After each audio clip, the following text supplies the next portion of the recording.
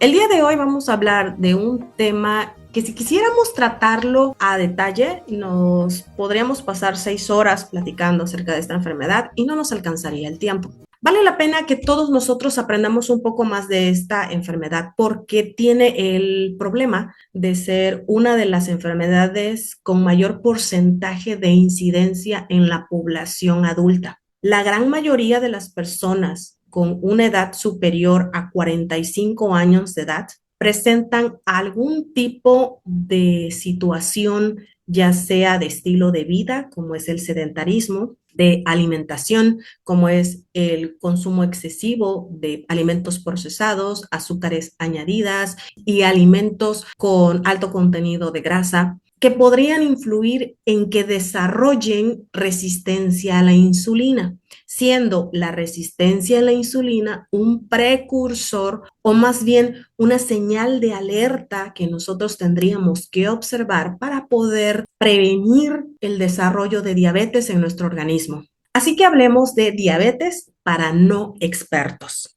Y esta plática no pretende que te conviertas en un experto en diabetes, sino que te conviertas en una persona informada acerca de la diabetes, sobre todo tomando en cuenta la alta incidencia de esta enfermedad en el adulto mayor.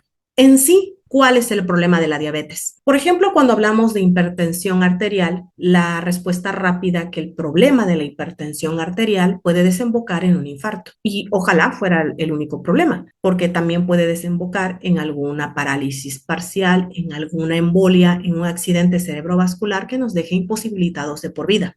El problema de la diabetes es que es una enfermedad que provoca niveles elevados de glucosa. Estos niveles elevados de glucosa no son tanto el problema, porque nuestros niveles de glucosa se elevan cada vez que comemos un alimento. El verdadero problema en la diabetes es que la mayoría de las personas que la padecen van a tener estos niveles elevados de glucosa que se van a mantener altos durante largos periodos de tiempo o de forma permanente. Si tú estás sano y después de comer te tomaran la glucosa, probablemente tuvieras niveles de 250, 280, lo cual no es ningún problema. El problema es que si después de 3 horas tú siguieras presentando niveles superiores a 200, entonces ya estaríamos hablando de que tu cuerpo no está funcionando de la manera correcta. Cuando comemos, estos alimentos nos sirven para tener más energía. Es muy común que existan personas que cuando tienen hambre empiezan a tener un poquito de frío o empiezan a sentirse un poquito como con sueño, como cansados, porque es tu cuerpo pidiéndote gasolina, pidiéndote esa energía para poder seguir activo. Una vez que comemos, estos alimentos se van a convertir en glucosa, que básicamente es energía, y de inmediato debemos volver a recuperar nuestro calor corporal. En el caso de que hubieras tenido frío, te vas a activar o se te va a quitar el sueño en el caso de que te sintieras aletargado antes de comer. Y te va a aportar una energía adicional para poder realizar tus actividades físicas. Si esto no ocurre, porque cuando la glucosa se libera de nuestro cuerpo a través de la insulina, se logra que esa glucosa se vaya a las células. Si no hay la suficiente insulina o no estamos aprovechando de la manera correcta esa insulina, esa glucosa no va a llegar a tiempo a las células para mantenernos activos. Ese famoso mal del puerco está relacionado con una ralentización del proceso metabólico de los alimentos, es decir, que nuestra digestión es más tardada. La digestión que se tarda demasiado puede tener varios factores. Puede ser, por ejemplo, que nos faltan enzimas digestivas. Puede ser que comimos una gran cantidad de alimentos, estamos sobrepasados de alimento y entonces nuestro cuerpo necesita entrar en una etapa de reserva de energía para concentrar toda su energía en metabolizar o procesar los alimentos que hay en nuestro estómago. También puede ser por causa de una flora intestinal desequilibrada, que no es capaz de procesar los nutrientes de nuestros alimentos ya procesados en el estómago. Y eso obviamente ralentiza el proceso de metabolización de los nutrientes para que sean despachados al hígado. Entonces, hay un montón de factores que podrían provocar ese famoso mal del puerco o aletargamiento posterior a la ingesta de alimentos.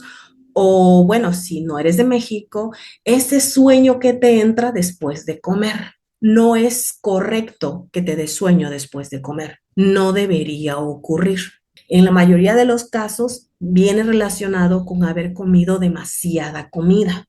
O si no comiste demasiada comida, significaría que el proceso que se hace en tu organismo va muy lento, por lo cual hay un tipo de deficiencia en algún punto del proceso metabólico, ya sea problema en el estómago por falta de enzimas, problemas de flora intestinal en la etapa de los intestinos, o la poca liberación de insulina para que la glucosa sea transportada a las células, o incluso que la insulina que se libere sea insuficiente y solamente alcance para una cierta porción. Es por eso que tú tendrás que vigilar, o tendríamos idealmente que vigilar, si no tienes ninguna sospecha, al menos cada 3 a 6 meses deberás vigilar tus niveles de glucosa en sangre. Si tienes alguna sospecha, a lo mejor valdría la pena que te hicieras un estudio más especializado, que no recuerdo ahorita cómo se llama, ni tampoco voy a tratar de inventar el nombre del estudio, pero que en esencia, que es la parte que importa, es como si hiciera un promedio de tus niveles de glucosa. Si es superior a 200, inmediatamente te deberían de canalizar algún tipo de tratamiento, porque obviamente estás teniendo problemas para disminuir tus niveles de glucosa a los niveles adecuados. Ojo, la glucosa no debe bajar de 70 tampoco. Lo ideal es entre 80 y 110. Ese es el margen ideal. Un margen de 150 se tiene que observar, se tiene que corregir alimentación, se tiene que hacer algo para evitar que suba más allá. Todavía no es peligroso, pero sí es un signo de alarma. Pero ya cuando llega a 200 miligramos por decilitro, ese es el momento en el que tenemos que ponerle toda nuestra atención a nuestra salud, porque definitivamente esto es diabetes. Así que cualquier nivel superior a 200 miligramos por decilitro, sí o sí requerirá de un montón de acciones conjuntas para ayudarnos a mejorar nuestra salud. En el caso de la diabetes, una vez que ésta se desarrolla y es permanente, nos va a provocar un cambio de estilo de vida forzoso para evitar que estos niveles elevados de glucosa en sangre, que están ahí durante largos periodos de tiempo, nos puedan causar un daño orgánico. Porque el peligro de mantener niveles altos de glucosa en sangre es, en términos sencillos, y para que nos entendamos fácil, tu sangre se convierte en una especie de corrosivo o ácido que va a generar una reacción en cadena en todo el organismo, porque ¿hacia dónde se mueve la sangre? Hacia absolutamente todo nuestro cuerpo. Y si la sangre es donde se va a transportar la glucosa, estrictamente la glucosa o estos niveles elevados de glucosa van a tocar cada punto de nuestro cuerpo, cada rincón de nuestro organismo, y como tiene un efecto, como les decía, semicorrosivo, va a generar daño orgánico. Dentro de los órganos que podemos esperar que resulten más afectados estarán el corazón, los riñones, los nervios, los ojos y los pies. Independientemente de que son los que resultan más afectados, eso no excluye a los demás órganos. Todos se pueden ver afectados por niveles elevados de glucosa en sangre. De hecho, hace un rato estaba viendo un video de un médico internista que pues es más un entretenedor de YouTube, pero bueno, tiene credenciales de médico internista, sabe de lo que habla. Y hablaba respecto al reciente fallecimiento de un conductor de televisión de aquí de México, quien fallece por las complicaciones de un trasplante de hígado que había recibido. El problema original es que él tenía un daño hepático que requirió un trasplante de hígado. Ese daño hepático se origina por una cirrosis. Esta cirrosis a él se le agrava por su alto consumo de bebidas alcohólicas. Se le agravó por eso, pero originalmente él ya traía un daño hepático derivado de una diabetes mal cuidada. Esto no significa que todas las personas diabéticas van a requerir eventualmente un trasplante de hígado. No, va a depender de las decisiones que tomes tú en tu vida, las complicaciones a largo plazo que podrían generarse siempre y cuando, obviamente, descuides tu salud.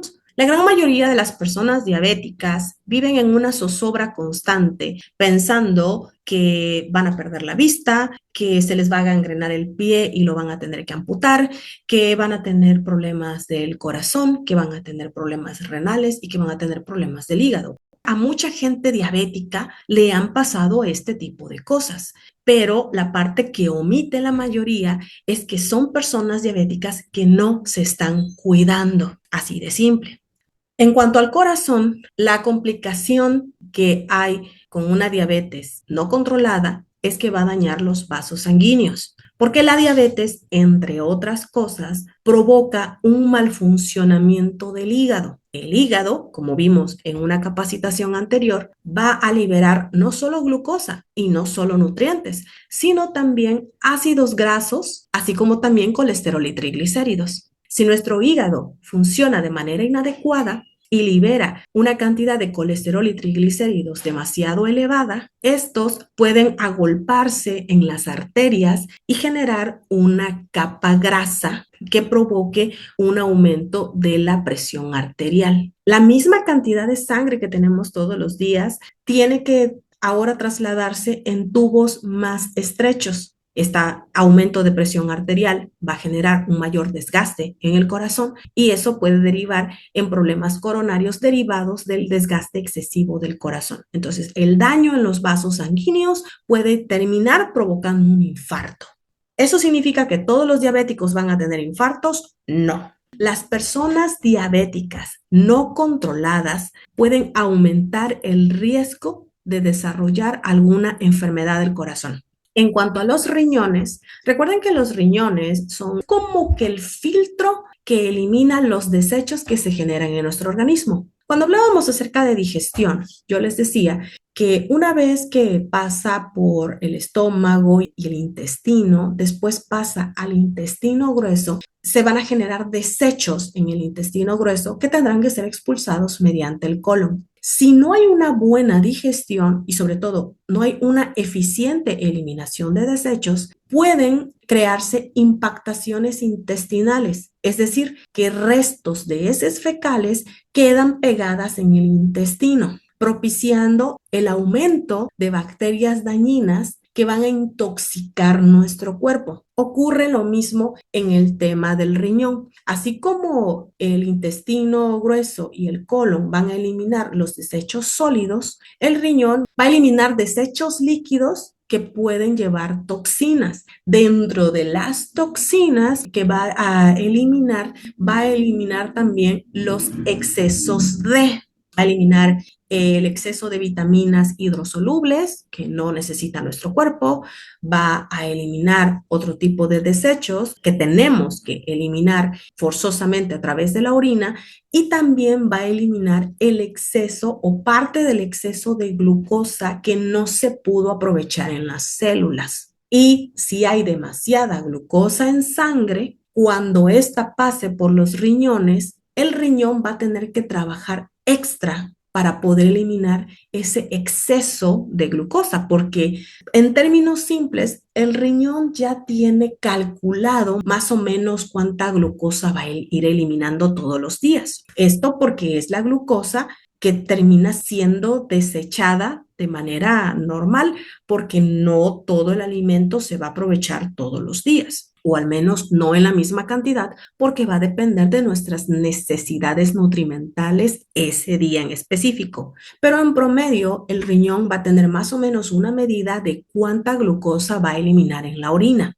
Si la cantidad de glucosa que le llega para ser eliminada es mayor al cálculo que ya tenía previsto, va a tener que trabajar extra. Va a haber un desgaste en los riñones por un trabajo excesivo para poder desechar la glucosa en sangre. El riñón, al tener que estar haciendo este trabajo de eliminación de desechos, ese trabajo adicional, trabajar doble o hasta triple para poder eliminarla, a la larga, si no te cuidas y sigues manteniendo niveles altos de glucosa en sangre, puede desembocar en una insuficiencia renal. Con respecto a los nervios, el exceso de glucosa en sangre puede provocar daño a los nervios autónomos y con eso empezar a generar lo que de manera coloquial algunos llaman sensaciones fantasma. Es común que las personas que presentan diabetes y sobre todo niveles de glucosa que no están siendo controlados presentan comezón localizada en ciertas partes del cuerpo, que obviamente como nuestro cuerpo también trabaja de manera automática 24 horas del día,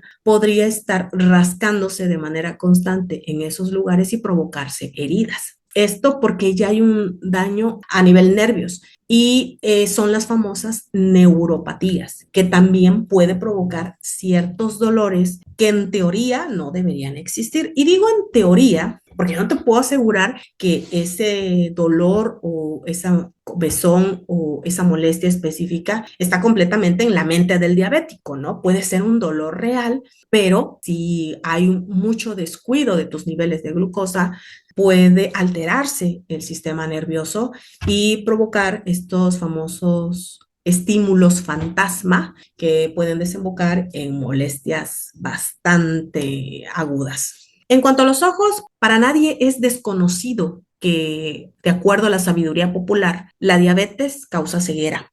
No exactamente. O sea, la diabetes, les vuelvo a repetir. Y miren, lo voy a repetir un montón de veces porque esto es algo que se nos tiene que meter bien en la cabeza. El problema no es la diabetes. El problema es que no te cuidas. O sea, si tú diabético no corriges tus malos hábitos o no haces un cambio de hábitos para tratar de adaptarte a tu nueva realidad, es donde se van a desembocar todos estos problemas. La diabetes por sí misma no va a provocar ceguera, sino que los niveles elevados de glucosa en sangre pueden provocar una inflamación de la mácula.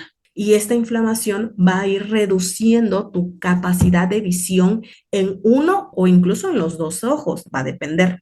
Y este problema de la inflamación de la mácula sí puede terminar desembocando en ceguera. Pero es que además, si lo juntas con el problema de la capa grasa que se acumula en arterias y que puede provocar también un aumento de la presión ocular, si juntas esos dos aspectos, potencias todavía más las posibilidades de pérdida de visión. Así que no es que propiamente la diabetes solita va a provocar pérdida de visión, sino que estamos juntando diferentes partes del daño que generan los niveles elevados de glucosa en sangre, lo que va a terminar desembocando en este tipo de resultados tan tristemente comunes, pero perfectamente evitables. Y finalmente, el otro que también es muy conocido, el problema de los pies. El famoso pie diabético es una realidad. Se puede incrementar por dos motivos.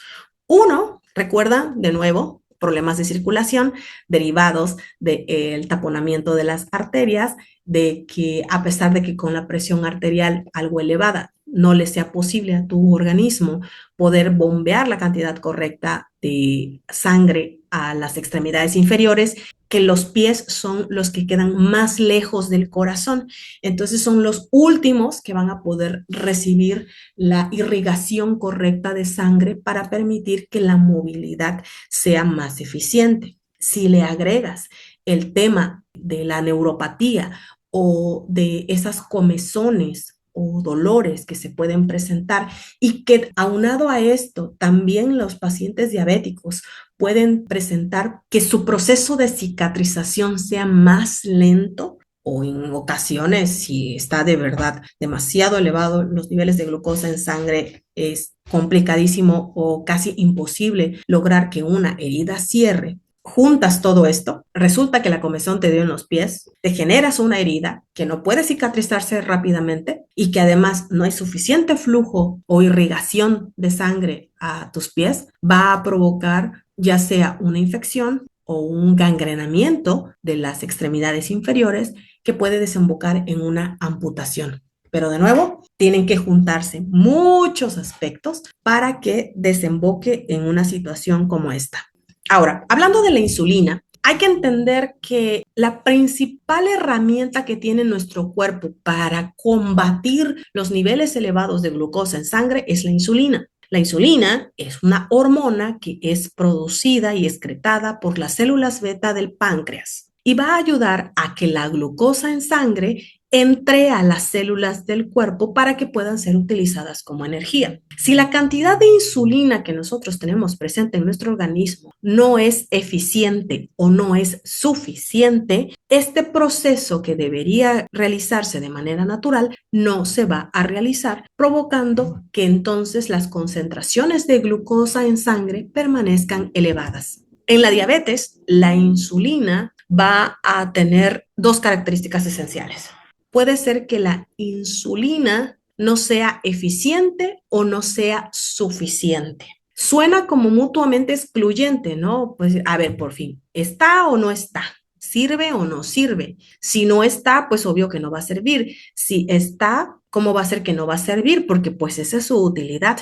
Bueno, en primer lugar, puede ocurrir que el páncreas esté liberando una cantidad menor a la que estamos necesitando. Por ende, no sería posible metabolizar toda la glucosa que en ese momento está disponible. Por eso es que todos los nutriólogos te van a recomendar que consumas solamente la cantidad adecuada de alimentos. La gran mayoría de los nutriólogos te van a recomendar que hagas 3 comidas al día y 2 colaciones. Otro tipo de nutriólogos te van a recomendar 5 comidas reducidas al día, porque entre mayor cantidad de comida nosotros consumamos en una sentada, implicaría que el páncreas tendría que adaptarse y generar una gran cantidad de insulina para procesar toda esa glucosa que se va a generar una vez que se metabolicen esos alimentos. Así como el riñón tiene una capacidad específica de eliminación de desechos cada vez, ¿no? O sea, en cada proceso, igualmente el páncreas va a tener una cantidad limitada de insulina que va a poder excretar en cada ocasión. Si tú lo divides en 3 comidas, va a ser más eficiente, así solo haces una comida al día. Pero si tú hicieras 5 pequeñas comidas, la cantidad de insulina que se va a liberar en cada una de esas 5 ocasiones va a ser mucho más eficiente que solamente comer 2 veces al día, donde quizás la insulina disponible no sea suficiente. De ahí, como les decía, puede ser que la insulina no sea suficiente o también puede ser que sea ineficiente debido a la resistencia a la insulina, que es otro tema del que no vamos a hablar en este momento porque solo nos vamos a concentrar en diabetes. Otro riesgo que hay es que el hígado termine liberando una mayor cantidad de glucosa de la que necesitaríamos. Esto derivado en muchos casos por situaciones externas. El peor enemigo del diabético es un sistema nervioso inestable. Una persona que tiene problemas de depresión, ansiedad, altos niveles de estrés o que viva con un miedo constante, permanece en un estado de alerta que le dice al cuerpo, estoy en peligro. En cualquier momento podría necesitar saltar, correr, brincar para librarme de este peligro que tengo enfrente. Y si hacemos eso, entonces nuestro cuerpo va a estar constantemente liberando glucosa, preparándose para el momento en el que la necesitemos para, figurativamente, correr por nuestra vida. Porque para nuestro organismo estamos en esa situación. Eso es lo que hace el estrés. Eso es lo que hace la ansiedad. Y eso es lo que hace el miedo. De ahí que también la salud mental del diabético es esencial. Les decía que el peor de todos estos sentimientos es el miedo. Y desafortunadamente el paciente diabético tiene mucho miedo, porque como se sabe que muchas personas han tenido problemas orgánicos diferentes como insuficiencia renal, como cirrosis hepática, como amputaciones, como ceguera, el paciente diabético vive con la zozobra y con el temor de que también le vaya a pasar, porque el médico no se ha tomado el tiempo, o a lo mejor incluso ni le cree, porque también nuestro cerebro es impresionante y nos puede hacer creer lo que querramos, más bien lo que él quiera. Puede ocurrir que el paciente diabético no esté entendiendo que no necesariamente ese es su futuro. El verdadero peligro detrás de los niveles altos de glucosa en sangre es el tema emocional, y el paciente diabético también tendrá que cuidar su salud emocional para ayudar a que todo lo demás que haga le haga un buen efecto sin ninguna complicación derivada de la diabetes. Entonces, ¿cuál es el protocolo de tratamiento de la diabetes? En primer lugar, el paciente diabético y todos nosotros, no solamente quien ya tiene diabetes, no solo quien tiene prediabetes, no solo quien tiene resistencia a la insulina y no solo las personas que estén predispuestas genéticamente a desarrollar diabetes tendrán que cuidar su dieta, sino todos nosotros, incluso personas que no están predispuestas a el desarrollo de la diabetes, van a tener que corregir su dieta. De entre los cambios que se tienen que hacer es eliminar o por lo menos disminuir la cantidad de azúcares agregados que estamos consumiendo todos los días y al mismo tiempo aumentar el consumo de verduras y de fibra dietética. En cuanto a las frutas, puedes mantenerte como siempre, es glucosa de fácil absorción. Claro, no te comas 10 naranjas de una sentada ni 20 mangos en un solo día, pero si tú comes frutas de manera moderada y adecuada, porque el plato de buen comer también recomienda consumir frutas, la glucosa presente en las frutas no representa ningún peligro. El peligro real son los azúcares agregados que podemos encontrar en muchos alimentos.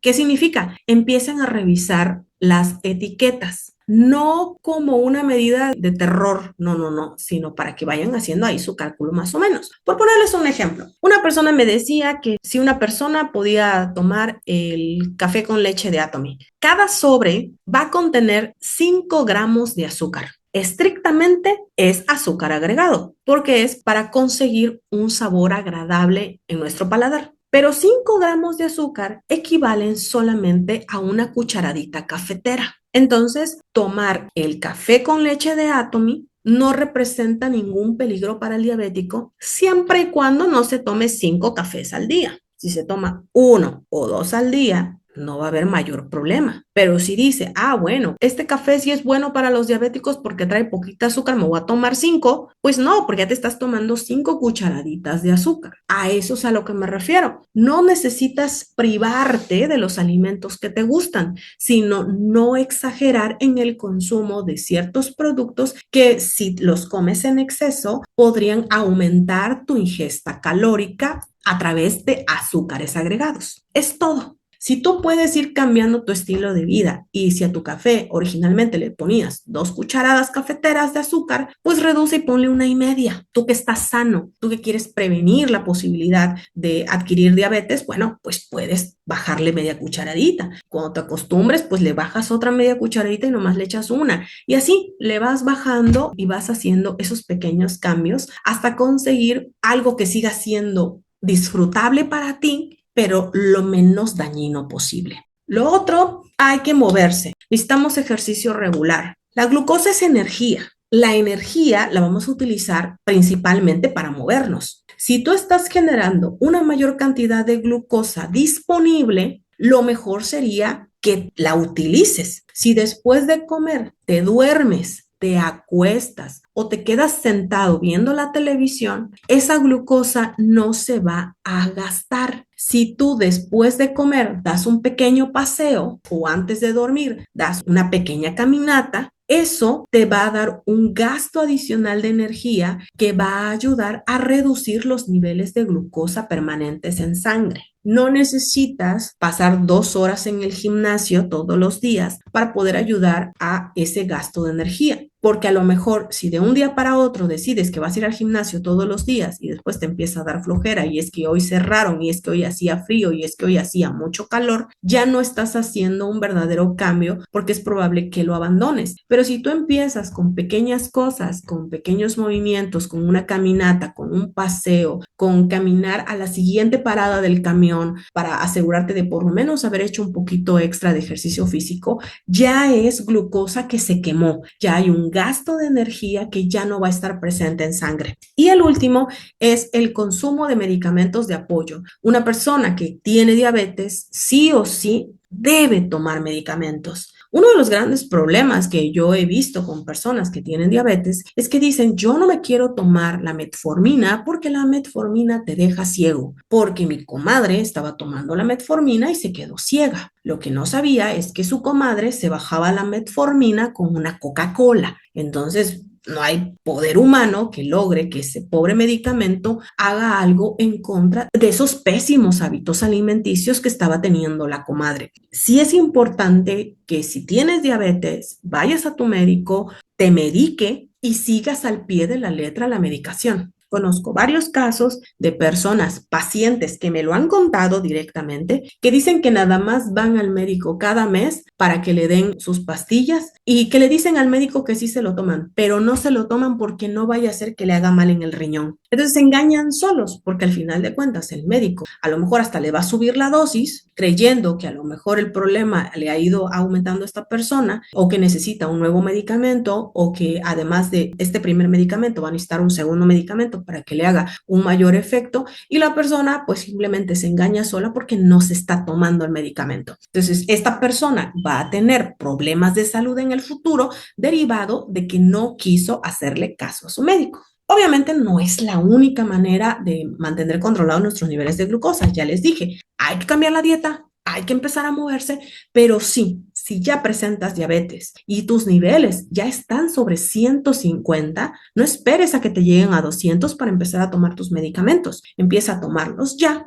Y claro que puedes suplementar para ayudar a que entonces en tu siguiente revisión médica, el médico te diga, baja la dosis. Porque eso es lo que necesitamos ir persiguiendo, que nuestro médico le dé seguimiento a nuestro caso y él mismo determine, oye, andabas con 250, ya estás en 200, vas bien, sigue con esa dosis. Avanzas, vas al siguiente mes, estás con 150, dices, vas excelente, qué bueno que has hecho estos cambios, sigue con esa dosis. Vas a la siguiente ocasión y ahora estás presentando 100 y dices, ya llegaste al punto ideal. Y en la siguiente vas y presentas 80, te dices, ¿sabes qué? Vamos a bajarle a media dosis. Eso es lo que nosotros tenemos que perseguir, que el propio médico sea el que nos vaya reduciendo la cantidad de medicamentos o las dosis de nuestros medicamentos, o por lo menos para estar bien seguros de que vamos bien. De entre los medicamentos que te van a mandar los médicos, van a haber 4 funciones principales. Uno es el medicamento que estimula la producción de insulina. Va y le da toquecitos al páncreas y le dice, oye, necesitamos más insulina, libera un poco más de insulina. Vamos, no seas flojo. Anda, ayúdame, libera un poco más de insulina. Ese es el primer medicamento. El segundo medicamento bloquea la producción de glucosa. Va y le dice al hígado, oye, no hace falta más glucosa. Oye, pero es que, pues yo veo que las células no tienen la suficiente glucosa. Sí, sí, ahorita va a haber, tú tranquilo. No, pero pues es que yo no veo claro. Las células están muriendo de hambre, necesitan más glucosa. Que te tranquilices, no produzcas más glucosa, tú quédate tranquilo. El tercer medicamento va a aumentar el aprovechamiento de la insulina que ya se está generando por parte del páncreas. Hazte cuenta que va a darle como una especie de vitamina o ánimos extra a la insulina que ya se liberó. Y decirle, vámonos a la célula, vamos, tú puedes. Otra célula, hay que alimentar otra célula. Le echa figurativas porras para que la insulina que se liberó sí se aproveche para fijar la glucosa en las células. Y El cuarto medicamento es directamente la insulina. En lugar de ir a decir al páncreas, oye, libera más insulina porque pues hace falta más insulina y hacer trabajar extra al páncreas y a la larga provocar un desgaste adicional del páncreas, entonces mejor directamente se aporta la insulina para suplir la deficiencia de insulina. Esta es en apariencia la forma más sencilla, pero tiene un montón de incomodidades, entre ellas que tiene que inyectarse. Y si no te gustan las agujas, no te va a encantar esta modalidad. Entonces, entendiendo que la función de los medicamentos que regularmente se recetan para la diabetes van a tener 4 funciones principales. Una, directamente ser un suplemento de insulina. 2, ser un agente que potencie la capacidad de la insulina para procesar la glucosa para que se fije en las células. 3, bloquear la excesiva liberación de glucosa por parte del hígado y al mismo tiempo ayudando a que el hígado no trabaje de más y no se genere un mayor desgaste. Y por último, estimular al páncreas para provocar que genere más insulina, que podría o no ser la mejor opción porque en teoría el páncreas debería liberar la cantidad suficiente de insulina para procesar toda la glucosa presente en nuestro organismo. Pero si nosotros con la alimentación estamos aportando un exceso de carbohidratos, un exceso de azúcares, pues a lo mejor ninguna insulina que se produzca va a ser suficiente.